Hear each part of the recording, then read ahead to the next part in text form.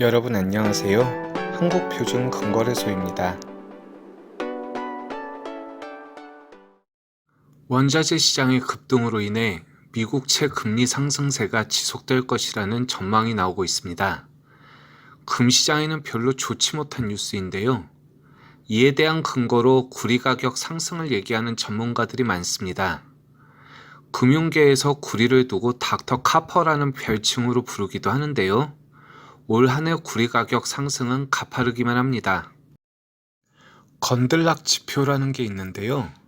새로운 채권왕이라 불리는 미국의 더블라인 캐피털의 최고 경영자 제프리 건들락이 미 국채 10년물에 가장 잘 들어맞는다고 강조하여 건들락 지표라 불리고 있습니다. 이는 금 1트로이온스당 구리 1톤의 가격 비율표인데요.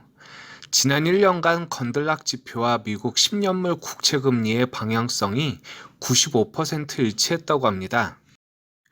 실제로 닥터 카퍼란 말은 구리 가격이 글로벌 경기 전환점을 선행적으로 잘 보여준다고 해서 지어진 별칭인데요. 신혼국 수요 증가로 올해 30%, 특히 2월 달에 20%를 오르며 급등을 하고 있습니다. 그에 반해 미 국채 금리는 최근 급등에도 불구하고 상승폭이 상대적으로 적다는 결론인데요. 특히 건들락 지표는 이미 코로나 이전으로 회복한 데 비해 미 국채 금리는 아직도 코로나 이전 수준에 도달하지 못했다는 겁니다. 아직 시장이 충분히 반영되지 못한 국채 금리가 좀 더 상승할 가능성이 높다는 게 전문가들의 의견인데요. 더구나 연준이 기준금리를 올리지 않는 대신에 자산시장의 경착륙을 막기 위해 일정 부분의 채권 금리 상승은 용인하고 있다는 점인데요. 지금 보시는 건 10년물 국채 선물 차트입니다. 꾸준히 오르던 선물이 작년 10월 이후에 단기선 아래로 빠져서 꾸준히 하락을 하다가 올 2월에 급락을 해서 노란색 장기선까지 순식간에 이탈을 한 모습이 보입니다. 아시는 분들은 다 아시겠지만 국채 금리가 오른다는 건 시중 금리를 말합니다.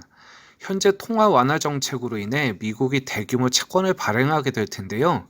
시장의 인플레이션이 일어나게 되면 새로 발행하는 채권은 이자를 더 많이 줄 수밖에 없게 되고 기존의 낮은 이자의 채권은 매력을 잃어서 매도가 늘어나게 됩니다. 결국 채권 가격이 수요 공급에 의해 떨어지게 되는데요. 하지만 표면 금리는 일정하기 때문에 떨어진 국채 가격 대비해서 실제 금리가 올라가는 것입니다. 금선물 주봉 차트인데요. 완전히 같지는 않지만 국채 선물과 비슷한 모습을 보여주고 있습니다. 과외기억으로 인해서 단기적 기술적 반등은 있겠지만 현재 이 장기 하락 추세가 언제까지 이어질지가 더욱더 중요한 것 같은데요. 다른 상품들처럼 금도 이 모습에서 벗어나서 빨리 디커플링 되는 게 가장 중요할 것 같습니다. 아마도 그때가 하나의 매수 시점을 보는 척도가 되지 않을까 생각되는데요.